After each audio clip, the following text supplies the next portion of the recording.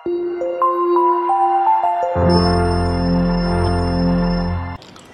IAS के online platform पर आपका स्वागत है। मध्य प्रदेश सामान्य अध्ययन में हम स्थानीय स्वशासन पर चर्चा कर रहे थे। पिछली क्लास में हमने स्थानीय स्वशासन के इतिहास के बारे में चर्चा की थी कि किस प्रकार स्थानीय स्वशासन की स्थिति प्राचीन काल में थी, उसके बाद ब्रिटिश काल में इसकी स्थिति किस प्रकार थी।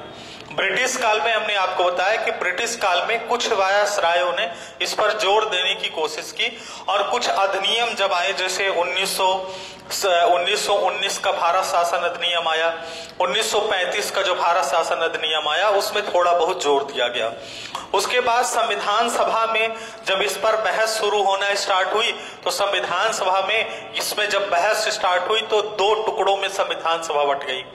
एक गांधीवादी गुट में बट गई और दूसरा अम्बेडकर गुट में बट गई। और अंततः ये डिसाइड किया गया कि संविधान में आर्टिकल 40 के अंदर राज्य के नीति निर्देशक तत्व जो है संविधान के भाग 4 में, उसमें आर्टिकल 40 में पंचायतों के गठन का उल्लेख कर दिया और उसी संविधान में यह प्रावधान कर दिया गया कि जो पंचायतों का गठन होगा वो राज्य सूची का विषय होगा। राज्य सरकारें अपनी सुविधा के अनुसार पंचायतों का गठन कर सकती हैं। ये कोई बाध्यकारी नहीं किया गया था कि हर राज्य सरकार पंचायतों का गठन करेगी। संविधान में इसका उल्लेख कर देने के कारण क्या हुआ कि पंचायतों के गठन का प्रावधान जब आर्टिकल 40 में कर दिया गया, बाध्यकारी ना होने के कारण इस पर जो लोगों ने ज्यादा ध्यान नहीं दिया, क्योंकि अगर बाध्यकारी होता राज्य सरकार के लिए तो हर राज्य सरकार पंचायतों का गठन करती, लेकिन बाध्यकारी नहीं था। और दूसरी चीज, अगर राज्य सरकार आपको राज्य के नीति निर्देशक तत्व प्रदान नहीं करती है तो आप उसके लिए न्यायालय में भी नहीं जा सकते हैं। तो क्या किया गया कि ब्रिटिश काल में खासकर स्वतंत्रता के पहले की स्थिति पर हमने पूरी चर्चा कर ली थी और हमने आपको यह भी बताया था कि स्थानीय स्वशासन का ब्रिटिश काल में फेल होने का कारण भी क्या था। तो जो सबसे महत्वपूर्ण कारण दिखाई देता है कि जो अंग्रेज लोग थे, जो ब्रिटिश थे, वो केवल नगरीय क्षेत्रों पर स्थानीय स्वशासन को ज्यादा फोकस करते थे। इसका कारण ये था कि उनको ये पता था कि अगर हम स्थानीय स्वशासन की व्यवस्थाएं ग्रामीण स्तर पर लागू करेंगे तो हमें वहां से पैसा नहीं मिल पाएगा, वहां से हमें जो है टैक्सेस जो है वो ज्यादा नहीं मिल पाएंगे। लेकिन अगर हम नगरीय स्तर पर स्थानीय स्वशासन को लागू करेंगे तो वहां पर हमें क्या होगा, टैक्सेस मिलने की संभावना ज्यादा रहेगी, क्योंकि जो व्यक्ति नगर में निवास कर रहा है उसके पास पैसा है और पैसा है तो वो टैक्स क्या है आसानी से दे देगा। इसीलिए ब्रिटिश काल में आप देखेंगे कि नगर पालिका तथा नगर निगमों के विकास पर ज्यादा बल दिया गया था ब्रिटिश काल में। अब क्या हुआ, अब ब्रिटिश काल के बाद जब हमें आजादी मिली, संविधान सभा में उल्लेख कर दिया गया, तो पंडित नेहरू ने क्या किया कि 1952 में, आप ध्यान दीजिए, 1952 में एक कार्यक्रम की शुरुआत की गई। 2 अक्टूबर 1952 को सामुदायिक विकास कार्यक्रम, सामुदायिक विकास कार्यक्रम, ठीक है, इसकी शुरुआत की गई। सामुदायिक विकास कार्यक्रम या कम्युनिटी डेवलपमेंट प्रोग्राम, CDP आप शॉर्ट में कह सकते हैं, कम्युनिटी डेवलपमेंट प्रोग्राम या सामुदायिक विकास कार्यक्रम की शुरुआत की गई। उसके बाद 1953 में ही एक और कार्यक्रम की शुरुआत की गई, सार्वजनिक राष्ट्रीय, ऐसा लिखेगा, राष्ट्रीय प्रसार सेवा कार्यक्रम, राष्ट्रीय प्रसार सेवा कार्यक्रम। इन दोनों कार्यक्रमों की शुरुआत की गई, ठीक है ना। इसको एक नाम से और जोड़ना जाना जाता है, राष्ट्रीय सविस्तार कार्यक्रम। दोनों एक ही कार्यक्रम है, चाहे आप राष्ट्रीय प्रसार सेवा कार्यक्रम कहें या राष्ट्रीय सविस्तार कार्यक्रम कहें। इसकी शुरुआत 1953 में की गई। 1952 तथा 53 में पंडित नेहरू द्वारा 2 कार्यक्रमों की शुरुआत, ये कॉन्सेप्ट जो है अमेरिका से लिया गया था। अमेरिका में ये कॉन्सेप्ट उस समय पर चालू किया गया था सामुदायिक विकास कार्यक्रम का, तो वहीं से कम्युनिटी डेवलपमेंट प्रोग्राम की शुरुआत 2 अक्टूबर 1952 को की गई और 1953 में राष्ट्रीय प्रसार सेवा कार्यक्रम योजना की शुरुआत की गई। ठीक है, ये दोनों कार्यक्रम जो है लागू किए गए। लेकिन इनको लागू करने का कारण क्या था, इनका उद्देश्य क्या था किए गए? इनका उद्देश्य ये था गांवों का सर्वांगीण विकास करना, सर्वांगीण विकास करना। ग्रामीण विकास पर बल देने के लिए, गांवों का चहुमुखी विकास करने के लिए, हर तरह से विकास करने के लिए ये दोनों प्रोग्राम 1952 में पंडित नेहरू द्वारा शुरू किए गए। अब देखिए क्या किया गया, ये दोनों कार्यक्रम कितने सफल हुए, ये दोनों कार्यक्रम कितने सफल हुए, इसकी समीक्षा करने के लिए क्या किया गया कि 1957 में योजना आयोग द्वारा एक समिति का गठन किया जाता है। ठीक है, तो आप नीचे लिख लीजिएगा इसी के, इन दोनों कार्यक्रमों की समीक्षा करने के लिए, इन दोनों कार्यक्रमों की समीक्षा करने के लिए,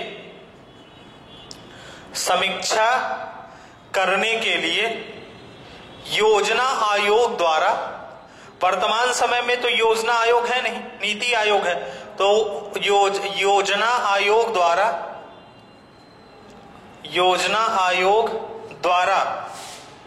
योजना आयोग द्वारा प्लानिंग कमीशन, जिसको हम इंग्लिश में कहते हैं प्लानिंग कमीशन, योजना आयोग द्वारा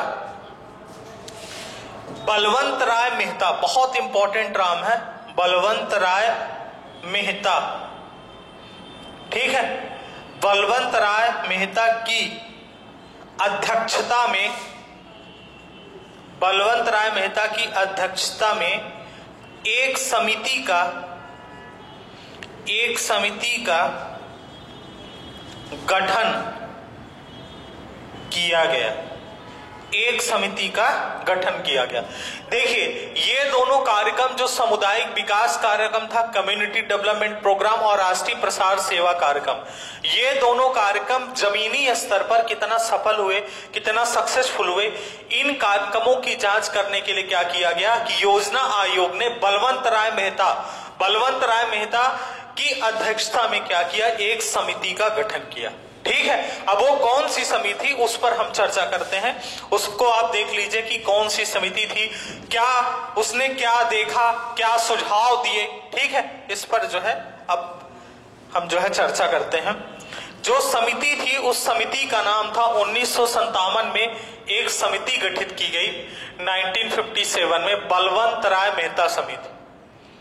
हालांकि बलवंत राय मेहता समिति, बलवंत राय मेहता समिति, ठीक है, इसका उद्देश्य क्या था? इसका उद्देश्य ये था कि जो कम्युनिटी डेवलपमेंट प्रोग्राम था, कम्युनिटी डेवलपमेंट प्रोग्राम की समीक्षा करना। इसका जो उद्देश्य क्या था?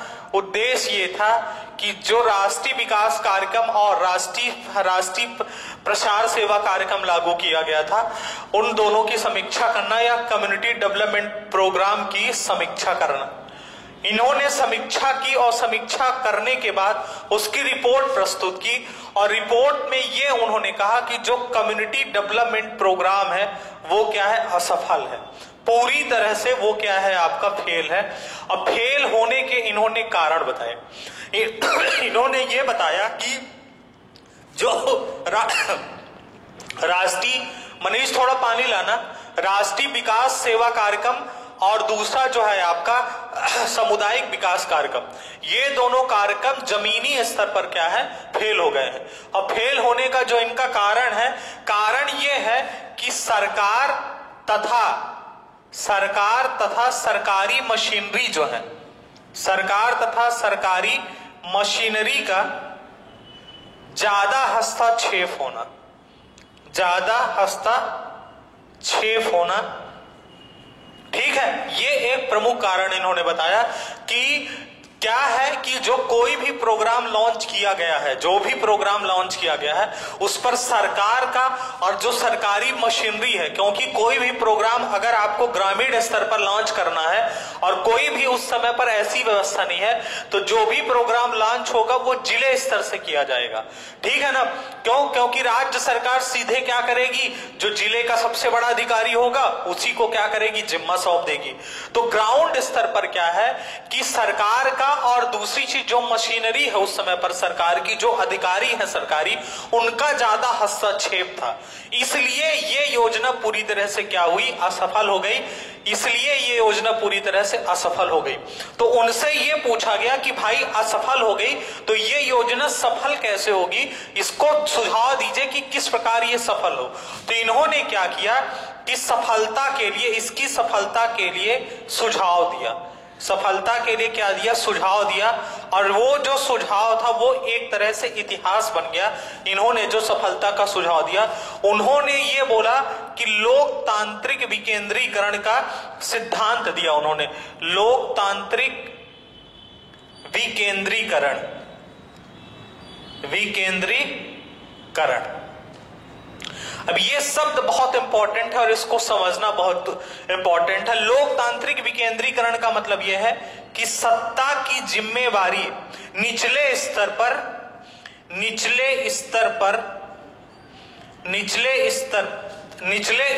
तक, ठीक है, निचले स्तर तक लोग, इसको आप नोट कर लीजिएगा, निचले स्तर तक सत्ता सौंप देनी चाहिए। ठीक है, निचले स्तर पर, ऐसा लिखिएगा, निचले स्तर पर सत्ता सौंप देनी चाहिए। इसका सीधा सा मतलब यह था, लोकतांत्रिक विकेंद्रीकरण का यह था कि क्योंकि कोई भी योजना अगर लॉन्च करनी है सरकार को, तो हम क्या करें कि हम जो हमारा लोकतंत्र है, हम उसको क्या करें कि उसको निचले स्तर तक पहुंचा दिया जाए। समझ रहे हैं, जैसे हमारे पास राज्य है, राज्य से जिला है, और जिले से हम क्या करें, उसको ग्रामीण स्तर तक पहुंचा दे।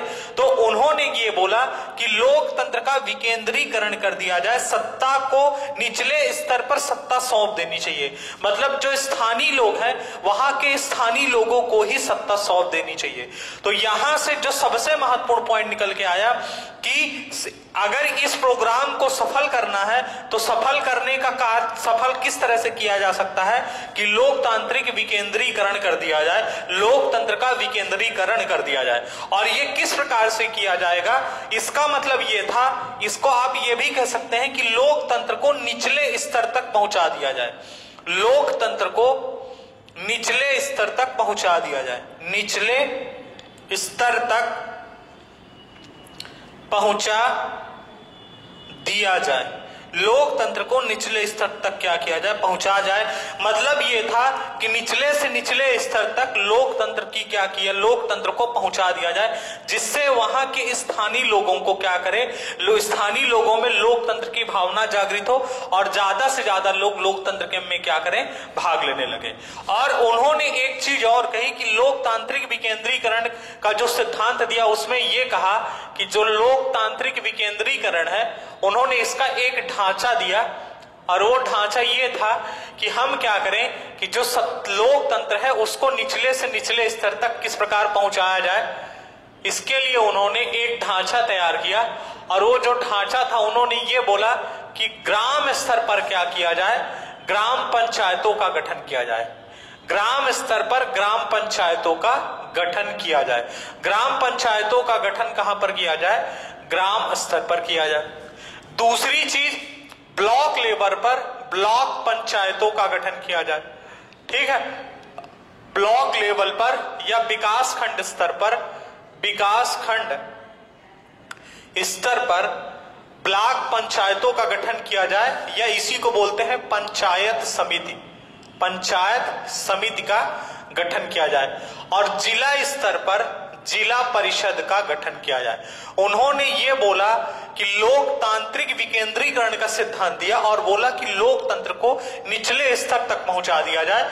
और उन्होंने बोला कि ग्राम स्तर पर ग्राम पंचायतों का गठन किया जाए, विकास खंड स्तर पर ब्लॉक पंचायतों या पंचायत समिति का गठन किया जाए, और जिला स्तर पर क्या किया जाए, जिला स्तर पर जिला परिषद का गठन किया जाए। इस प्रकार का उन्होंने क्या किया, सिद्धांत दिया।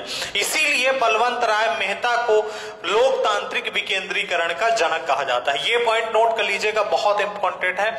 इसीलिए बलवंत राय मेहता को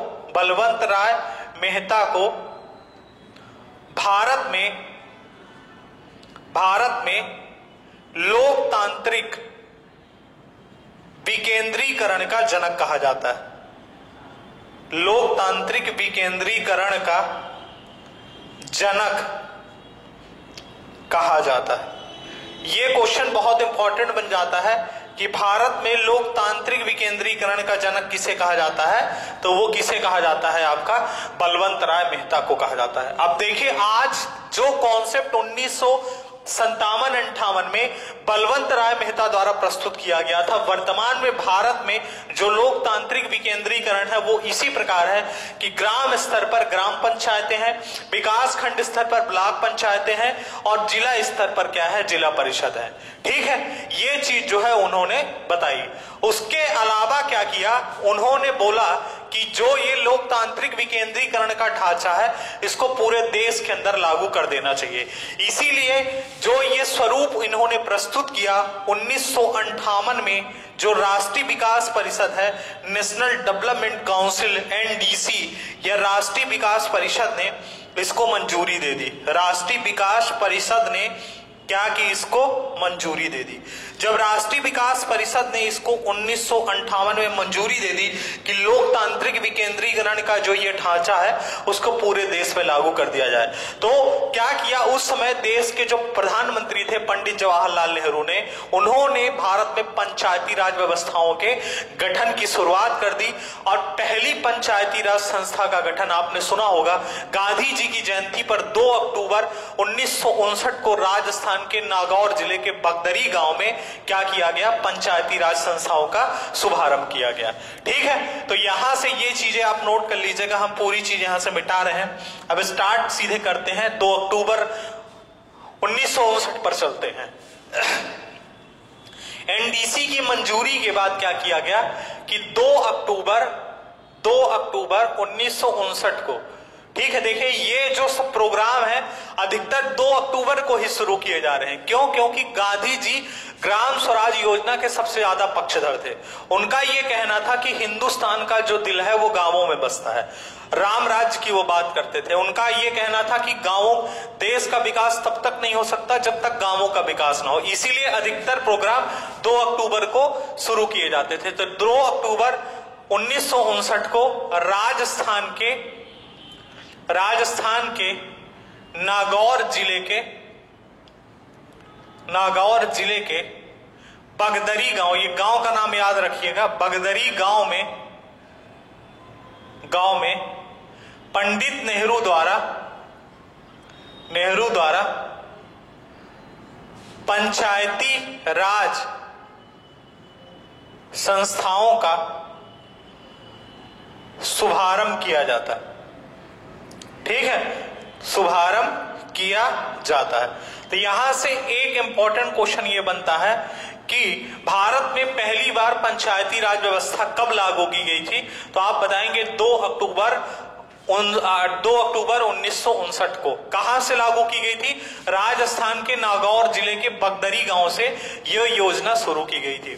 इसीलिए, ठीक है ना, ये बात 2 अक्टूबर 1959 को थी और इसके लगभग 9 दिन बाद 11 अक्टूबर 1959 को आंध्र प्रदेश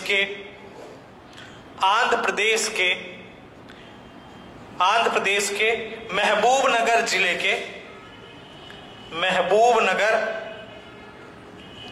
के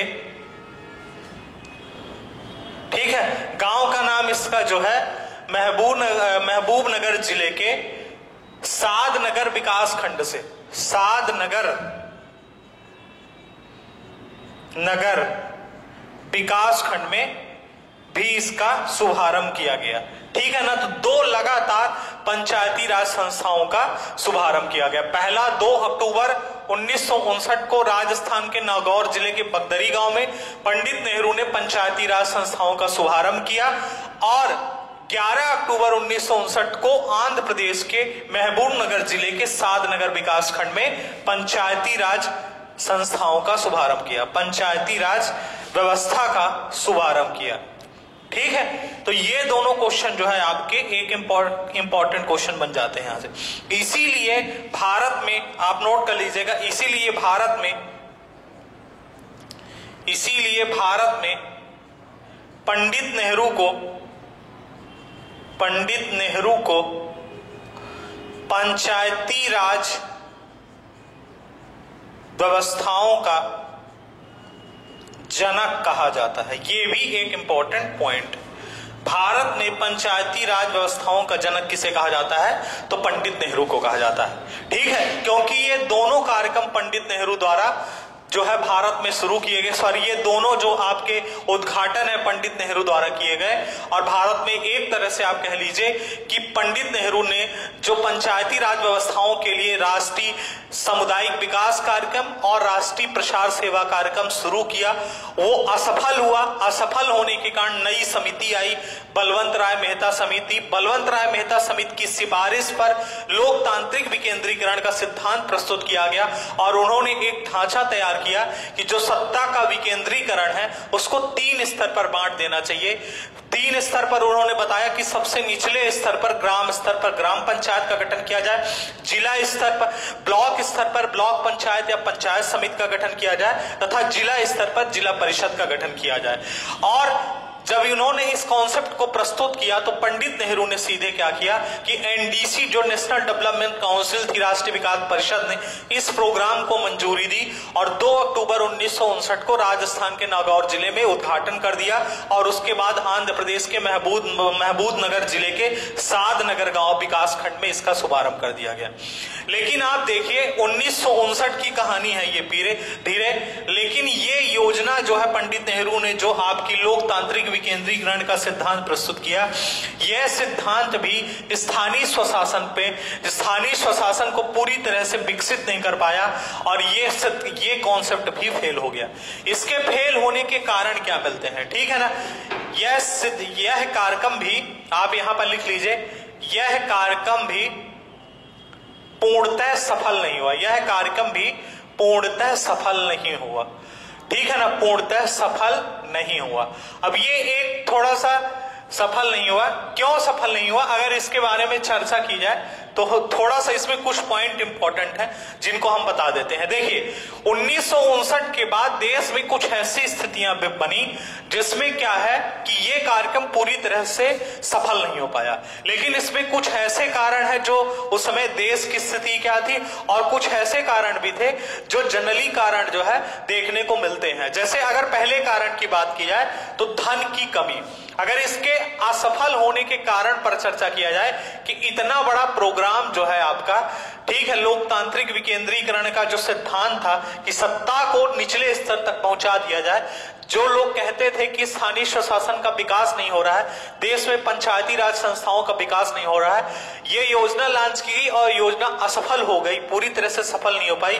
तो पहला कारण ये समझ में आया कि धन की कमी होना, क्योंकि देश में उस समय पर धन की भी कमी थी और धन की कमी होने के कारण जितना पैसा निचले स्तर तक पहुंचना चाहिए उतना पैसा जो है निचले स्तर तक पहुंच नहीं पा रहा है। पहला कारण तो ये समझ में आया।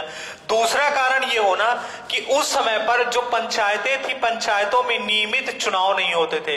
नियमित चुनाव का ना होना, नियमित चुनाव ना होना और नियमित चुनाव ना होने के कारण प्रतिनिधि नहीं चुन पाते थे और प्रतिनिधि नहीं चुन पाते थे तो काम नहीं हो पाता था। दूसरा कारण जो है ये आया। तीसरा कारण ये समझ में आया कि राजनीतिक चेतना की कमी आई। राजनीतिक चेतना की कमी में लोगों के अंदर उतनी ज्यादा राजनीतिक चेतना नहीं थी, राजनीतिक चेतना की कमी, ठीक है ना। लोग पार्टिसिपेट नहीं करते थे पंचायतों के इलेक्शन में, उन्हें जानकारी नहीं थी, ठीक है ना। इसलिए ये भी एक कारण आप कह सकते हैं कि राजनीतिक चेतना की कमी थी। चौथा कारण आप ये बता सकते हैं कि लोगों के अंदर आंतरिक मतभेद था और आंतरिक मतभेद भी एक कहीं ना कहीं से कारण था जिसके कारण पंचायती राज व्यवस्थाएं जो है सफल नहीं हो पाई। उसके अलावा अगर आप कारण बताएंगे भ्रष्टाचार, ठीक है ना, भ्रष्टाचार ये भी एक प्रमुख कारण था, क्योंकि सरकार का ये कहना था कि अगर हम ऊपर से पैसा भेजते हैं तो निचले स्तर तक पहुंचते पहुंचते इतना ज्यादा भ्रष्टाचार हो जाता है कि निचले स्तर तक पैसा पहुंच नहीं पाता है, ठीक है। इसलिए एक कहीं ना कहीं से कारण ये भी था भ्रष्टाचार। और जो छठवां कारण आप बताएंगे कि बाध्यकारी न होना। बाध्यकारी न होना का मतलब यह था कि उस समय जो राज्य, क्योंकि इसे संवैधानिक दर्जा नहीं मिला था, इसलिए राज्य सूची के अंतर्गत ये आता था। और राज्य सूची इस पर कानून बनाने के लिए पूरी तरह से बाध्य नहीं थी, मतलब पंचायती राज व्यवस्था लागू करने के लिए पूरी तरह से बाध्य नहीं थी, क्योंकि संवैधानिक दर्जा नहीं मिला था, इसलिए कोई भी सरकार बाध्य नहीं थी कि वो पंचायतों का गठन करे। ये कुछ वैसे कारण हैं कि धन की कमी, दूसरा नियमित चुनाव न होना, राजनीतिक चेतना की कमी होना, लोगों के अंदर मतभेद होना, भ्रष्टाचार और बाध्यकारी होना। इसके अलावा भी कुछ ऐसे कारण हैं जिसके कारण पंचायती राज व्यवस्थाएं जो है वो सफल नहीं हो पाई। अब उन कारण पर चर्चा करते हैं। देखिए, उनमें सबसे जो पहला कारण है, आपको पता है कि 1962 में चाइना वार हुई, चाइना और इंडिया के बीच युद्ध हुआ। एक कारण यह भी माना जाता है कि उस समय पर जब पंचायती राज व्यवस्थाएं देश में लागू की गई तो देश के हालात इस प्रकार हो गए कि पंचायती राज व्यवस्थाएं केवल लागू थी, उन पर ज्यादा ध्यान ही नहीं दिया गया। तो उसमें एक कारण मिलता है कि 1962 में इंडो चाइना जो वार हुई, भारत और चाइना के बीच जो युद्ध हुआ, ये एक कारण था। उसके बाद फिर 3 साल बाद 1965 में क्या हुआ, आपका ये कह लीजिए कि पाकिस्तान के साथ भारत का युद्ध हुआ, पाकिस्तान वार हुई। उसके बाद आप फिर से देखिए 6 साल बाद 1971 में फिर से पाकिस्तान से युद्ध हो गया, और उसके बाद 1975 में देश में इमरजेंसी लग गई। तो ये 4 ऐसे कारण थे जिसके कारण जो है आप देखेंगे कि पंचायती राज व्यवस्थाएं पूरी तरह से जो है सफल नहीं हो पाई देश के अंदर।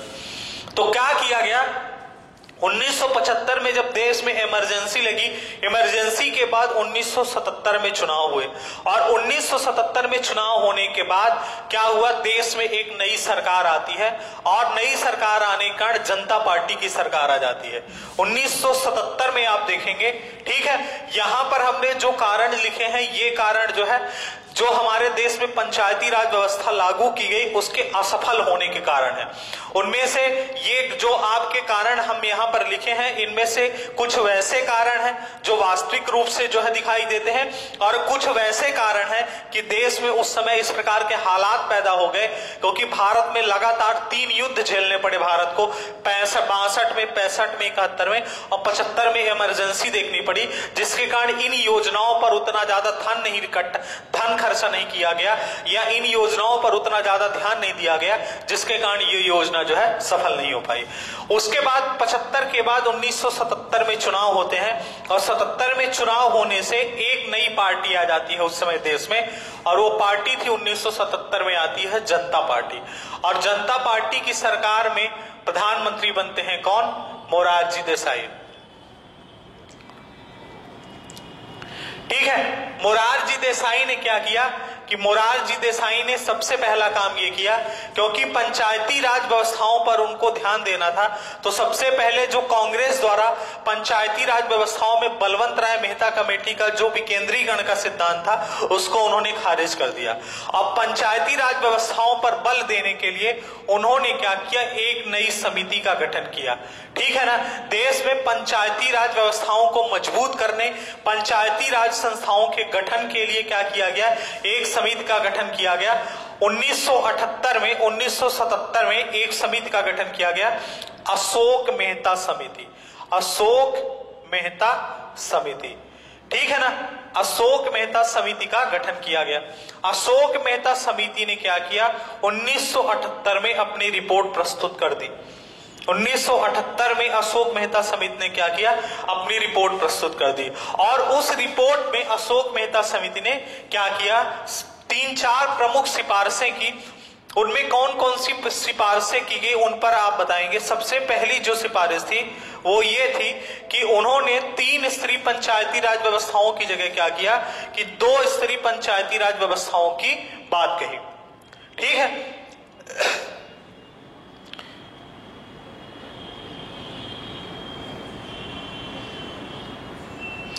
क्या किया गया उसमें, सबसे पहली सिफारिश ये की गई कि द्विस्तरीय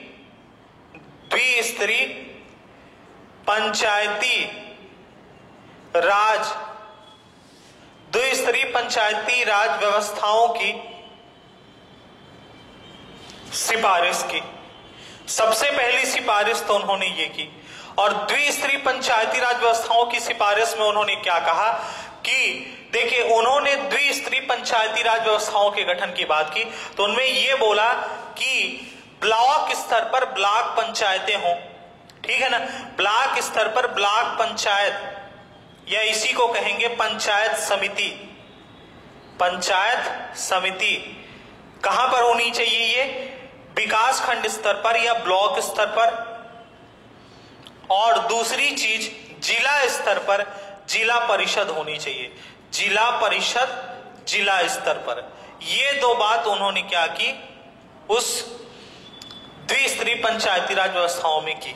इन्होंने ग्राम स्तर पर ग्राम पंचायतों का जो गठन था, ग्राम पंचायतों के गठन की बात को स्वीकार नहीं की। उन्होंने ये बोला कि ग्राम स्तर पर ग्राम पंचायतों पर गठन ना किया जाए। जिन गांवों की जनसंख्या 10,000 या 15,000 से ज्यादा है वहां पर सीधे क्या किया जाए, पंचायत समिति या ब्लॉक पंचायत का गठन किया जाए। उसके अलावा उन्होंने ये कहा कि जिला स्तर पर क्या किया जाए, जिला परिषद का गठन किया जाए। उनकी पहली सिफारिश जो थी ये थी, ठीक है ना। तो जो 1977 में अशोक मेहता समिति का गठन किया गया मोरारजी सरकार द्वारा, पहली सिफारिश उसने ये की कि द्विस्तरीय पंचायतों का गठन किया जाए। जबकि बलवंत राय मेहता कमेटी ने क्या किया था, तीन स्तरीय पंचायती राज संस्थाओं के गठन की बात की थी। दूसरी चीज उन्होंने ये सबसे महत्वपूर्ण बात की कि पंचायतों को संवैधानिक दर्जा दिया जाए। ये बहुत इंपॉर्टेंट बात है, पंचायतों को संवैधानिक दर्जा दिया जाए, क्योंकि जब तक संवैधानिक दर्जा नहीं दिया जाएगा तब तक पंचायतों पर लोग ध्यान नहीं देंगे। तो ये क्वेश्चन पूछा जा सकता है कि भारत में पहली बार पंचायतों को संवैधानिक दर्जा देने के लिए किस समिति ने सिफारिश की थी, तो आप वहां पर नाम क्या बताएंगे, अशोक मेहता समिति ने सिफारिश की थी, ठीक है। हालांकि 1988 में एक नई समिति बनाई जाती है, ठीक है ना, लक्ष्मी सिंघवी समिति जो थी वो, उसने भी यही सिफारिश की थी। लेकिन पहली बार सिफारिश किसने की थी, अशोक मेहता ने इनको संवैधानिक दर्जा देने की बात कही थी। तीसरी चीज आप बताएंगे, उन्होंने ये बोला, जो तीसरी सिफारिश थी, दलगत आधार पर चुनाव हो, दलगत आधार पर चुनाव हो। इसका मतलब ये कहा उन्होंने कि जो चुनाव यहां पर हो वो क्या हो, पार्टी बेस्ड इलेक्शन हो, यहां पर पार्टियां चुनाव लड़े, दलगत चुनाव हो। उसके बाद अगली बात उन्होंने की कि पंचायतों के विघटन की स्थिति में, पंचायतों के विघटन की स्थिति में 6 महीने के अंदर, 6 महीने के अंदर पुनः चुनाव, ठीक है ना। मतलब जब पंचायतों का विघटन हो जाए उसके तुरंत 6 महीने के अंदर नई पंचायत का गठन हो जाए, और ये गठन चुनाव के माध्यम से हो, मतलब 6 महीने के अंदर नई पंचायत का क्या है, चुनाव हो जाए। उसके अलावा लास्ट में उन्होंने ये बात की कि वित्तीय स्रोतों के लिए पंचायतों को अधिकार दिया जाए, वित्तीय स्रोतों के लिए पंचायतों को अधिकार दिया जाए, के लिए पंचायतों को अधिकार दिया जाए। इसका मतलब यह है कि पंचायतों को क्या किया जाए, क्योंकि पंचायतों के पास पैसे का भी सोर्स होना चाहिए, कुछ टैक्स भी इकट्ठा होना चाहिए। तो क्या किया गया, पंचायतों को टैक्स वसूलने का क्या किया, अधिकार दिया गया। तो वित्तीय स्रोतों के लिए पंचायतों को अधिकार दिया जाए। ये कुछ 4 से 5 प्रमुख बातें हैं। और एक बात और इसमें कही गई थी, सोशल ऑडिट की बात कही गई थी कि इसमें ऑडिट की भी व्यवस्था की जाए, ठीक है। तो अशोक मेहता समिति द्वारा क्या किया गया, इन सब योजनाओं में, अशोक मेहता समिति ने क्या किया, द्विस्तरीय पंचायतों के गठन की बात कही, और उसके अलावा कुछ अन्य बातों की उन्होंने सिफारिश की कि पंचायतों को संवैधानिक दर्जा दिया जाए, दलगत आधार पर चुनाव किया जाए, पंचायतों के विघटन की स्थिति में 6 महीने में चुनाव कराया जाए, वित्तीय स्रोतों के लिए पंचायतों को अधिकार दिया जाए, और सोशल ऑडिट की व्यवस्था की जाए। हालांकि क्या हुआ कि 1977 के बाद 1980 में जनता पार्टी की सरकार चली गई, ठीक है। 3 साल के अंदर ही देश के अंदर नई पार्टी आ गई। 1980 में जब चुनाव हुआ पुनः, तो फिर से 1980 में क्या किया, कांग्रेस पार्टी सरकार में आ गई, और कांग्रेस पार्टी के सरकार में आते ही 1980 में इंदिरा गांधी पुनः देश की प्रधानमंत्री बन गई। इंदिरा गांधी ने क्या किया कि इंदिरा गांधी ने जो भी सिफारिशें अशोक मेहता समिति द्वारा की गई थी उन सबको क्या किया, खारिज कर दिया। उन सब जो भी अशोक मेहता समिति ने सिफारिश की, उन्होंने बोला कि ये कोई भी सिफारिश हम लागू नहीं करेंगे। ठीक है, तो यहां तक जो है हम यहां पर पंचायतों के बारे में चर्चा कर चुके हैं। अब इसके आगे जो भी चर्चा होगी हम उसकी चर्चा जो है नेक्स्ट क्लास पर करेंगे। धन्यवाद।